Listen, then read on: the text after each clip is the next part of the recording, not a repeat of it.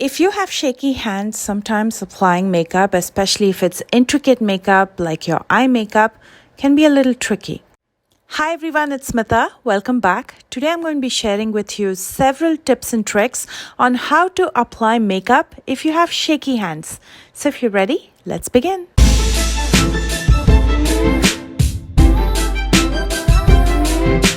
If you have shaky hands and you're trying to hold a brush with eyeshadow, that's going to fall out as well.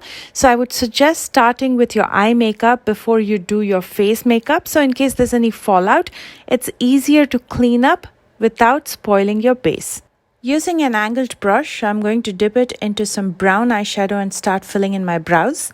This is literally the easiest way to fill in the brows and very easy to clean up as well in case you mess up. It's not the best option to hold a brow pencil in your hand and try to get those intricate hair-like strokes. And if you're going to be using a brow pomade and you mess up, it's more difficult to clean up. So the easiest is to use either a brow powder or an eyeshadow powder that's a close match to your brow color. And then use a dry Q-tip around your brows to clean up the excess and you're done filling your brows. It's time to prime the lids. You can either use a concealer or a primer. I'm going to be using my favorite Milani concealer in the shade 145. And I'm going to quickly buff it out with a concealer brush. Concealer brushes and stippling brushes are so easy to spread out a product. I'm going to link a few of my favorites in the description box below, so do check that out. And I'm going to lightly set that with a translucent powder to make the blending easy. If you have shaky hands and if you're trying to get that clean, defined eye makeup look, then sticky tape is your best friend. It works like a stencil. I'm going to show you how easy it is to get a defined outer corner. I'm just using 2 pieces of regular office sticky tape. I stick it a couple times in the back of my hands before I use it on my skin, so it's not too harsh. To demonstrate today's technique, I'm going to be using the ColourPop Coast is Clear palette. You can use whatever eyeshadow palette that you have. I'm going to first dip into this deep brown eyeshadow using a blending brush by Rose & Ben Beauty, and I'm going to simply swipe it in the outer corner. Now, even if you have shaky hands, you don't have to be precise because remember we have that stencil in the outer corner which is going to take care of neatening up everything. All you have to do is swipe that eyeshadow in the outer corner and build up the intensity. Also, when you have shaky hands, fingers are your best friends. I'm going to pick up this beautiful light pink lilac, shimmery, almost like a sequence eyeshadow and pop it right in the center of the lid with my finger. Using your finger gives you extra control because you're not holding an extra brush in your hand. And then I'm going to be using this beautiful ivory shimmer in my inner corner to highlight it, but I'm switching fingers.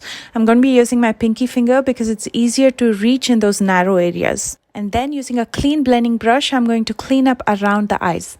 Something that's much talked about when you have shaky hands is eyeliner. It can be very hard to get clean lines, but luckily there is a solution.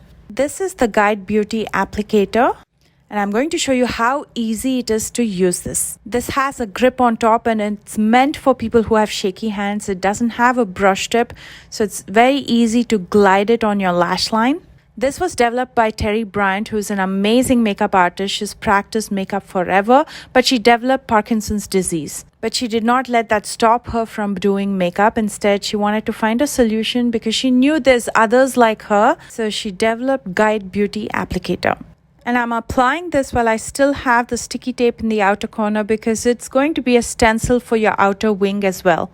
If you want to watch a tutorial on how to use this applicator step by step, I'm going to link it right on top as well as in the description box below.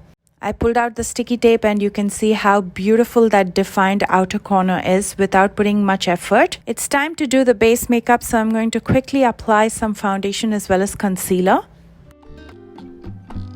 In the lower lash line, I'm going to first smoke out that deeper brown shade using a flat fluffy brush. Again, you don't have to be precise. Use your lower lash line as a guide and just swipe it across. And then with a flat definer brush, I'm going to stamp this peach color matte eyeshadow closer to my lashes. Again, using my lash line as a guide.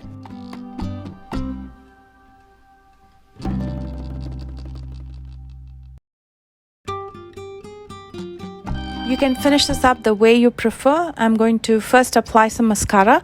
This is the Strength and Length Mascara by Bare Minerals. And here's a trick that I absolutely love whether you have shaky hands or not. Rather than using an entire strip lash, cut it into smaller pieces. I try to cut it into 3 pieces. And then rather than using the glue on the lash band, I use it on my lashes. All you need is very little.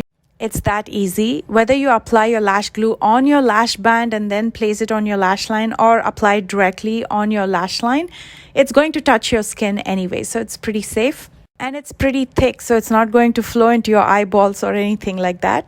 And then I'm just going to place my lashes on my lash line. Another common question that I get is how to apply mascara in your lower lashes without smudging. And the answer is simple. Use some translucent powder under your lashes before you apply the mascara. So if your hands are shaking and you end up smudging the mascara, it's easier to clean up, because all you have to do is dust off that excess powder. I have another video on how to prevent your mascara from smudging. I'm going to link it after this video in the end screen, so do check that out. That's going to be very helpful as well. That's pretty much it, my friends. I hope you enjoyed this tutorial. Let me know in comments if this was helpful. And if you're going to follow any of these tips, don't forget to tag me on socials. Everything is linked down below in the description box just under the video. And if you enjoyed this video, please don't forget to thumbs up. And if you're new here, please consider subscribing if you'd like to watch more videos like these. I love you guys so much, and I will see you soon with a brand new one. Bye, guys.